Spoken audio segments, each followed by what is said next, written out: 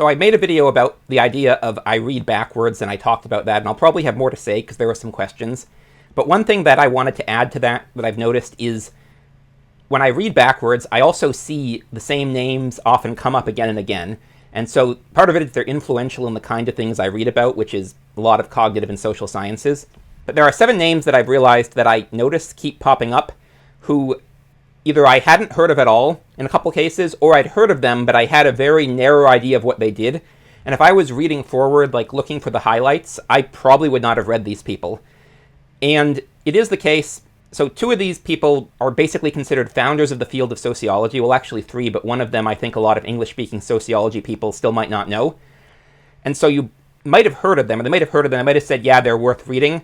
But if you aren't in sociology, it's going to be the same thing where they are, like, in the popular audience, they're just not well known today. And then, so 6 of these people, I would say, are basically sort of known for their impact on sociology or related fields.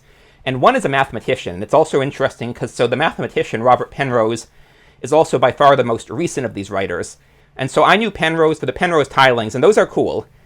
But I've realized so many writers who influence me also cite Penrose's ideas. And you can see here, he has a theory of everything. Like, Penrose was interested in a lot of stuff. He corresponded with M.C. Escher and influenced Escher.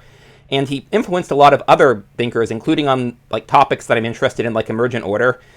And in the process, also impacted a lot of people in social science as well, even though he's a mathematician, and a recent mathematician.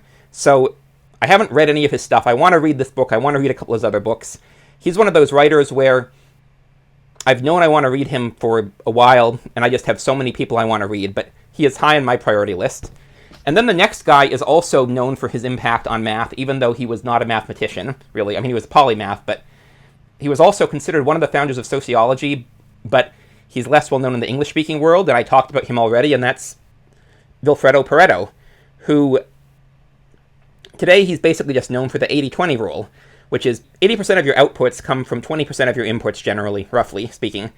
But he did a lot, and this is basically his theory on the circulation of elites, which I'm going to talk about more because I think he got a lot of things right from what I'm seeing, and I want to read his whole account, and I'm reading this now.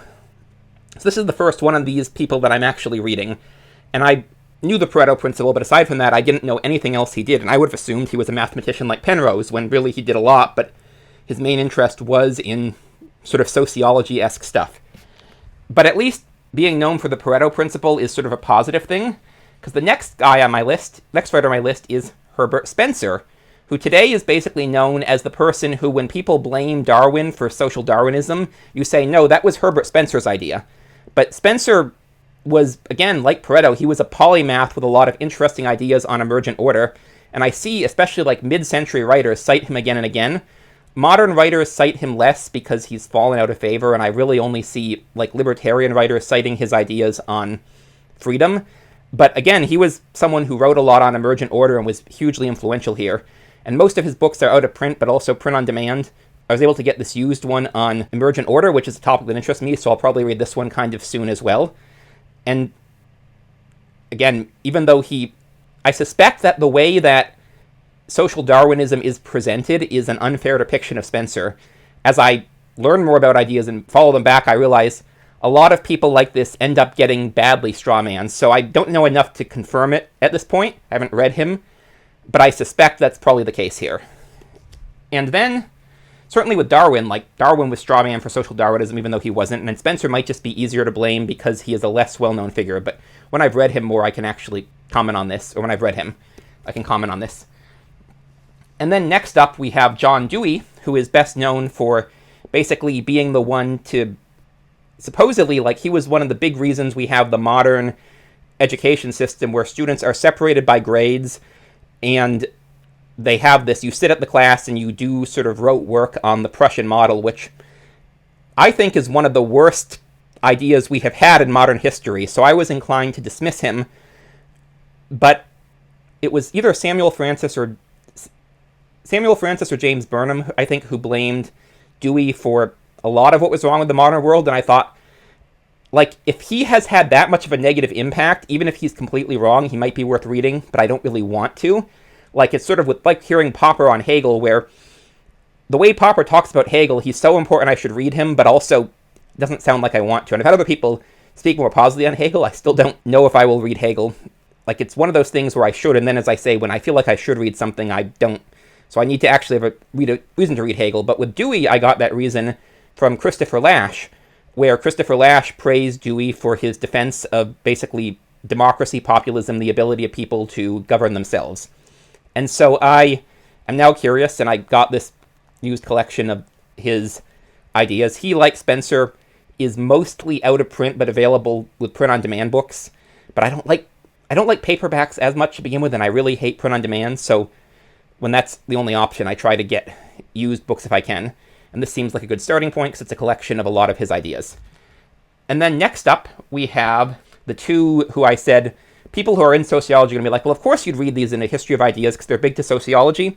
But outside of that, I don't think people are familiar with them. And again, I see them pop up again and again. And they are Emile Durkheim and Max Weber. And Durkheim I had not heard of at all. But it's really, I think, 3 of his books that I see referenced a lot. So this is one. His work on suicide is another. And then his work on religion, I think those are the 3 that I see referenced most. But he gets referenced a lot by especially these mid-century writers. And then Max Weber, this is his best-known work, and I had known about it. But the way that I heard it, to me at least, it was a very condensed kind of straw-man-y version that didn't really seem interesting. And then I see people describing it, and it sounds much more complex and nuanced, and I'm like, yeah, I should definitely read this. And this, I'm hoping I'm going to read this one this year, because it's not that long. It is 360 pages. The text is 10 point, so it's not too small. 8 point is where I've noticed 9 point is fine for me. 8 point irritates me, and so 10 point font, maybe it's 9 point, but it's readable to me. It's not too small. And so, again, Max Weber, also a founder of sociology, but I basically, when I learned about his idea of the Protestant work ethic, it was basically, Protestantism made people work hard for God, and then that invented the modern era, and the way it just sounded very facile, but it sounded that way because it was a distillation of distillation through a game of telephone of his ideas, and as I've read people who've interacted with him more directly, it's clear, he actually had a really complex, interesting, nuanced view that I should read this book, and conveniently, like, this is the one book of his people reference frequently. He's done a few other things. Oh, and this is other writing, so it might actually be even shorter for the actual main work. So hopefully this year I'm going to read this one.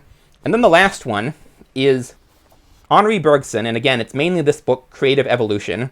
I had not heard of him before, and it was sort of an alternative theory to Darwinian evolution that has been considered kind of debunked, but I think a lot of the ideas in it, from what I've seen, are relevant to the ideas of emergent order that interest me. And so this is one I've been on my radar for a while. It has nice big text in this. It's Dover, which is unusual. Dover usually doesn't publish, maybe Dover Classic doesn't publish nice, relatively thick books like this, but I don't know if I'll read that one this year. It's not. Weber, I feel like I'm gonna, and as I said, I already started reading Pareto, and I'm probably going to read Spencer this year, but we'll see about the others. But I wanted to talk about them because these are, again, 7 really interesting writers who I either knew them for very, like, basic things that I wouldn't have thought, like if I was reading forward as a history of thought, these would be worth reading, or I hadn't heard of them at all.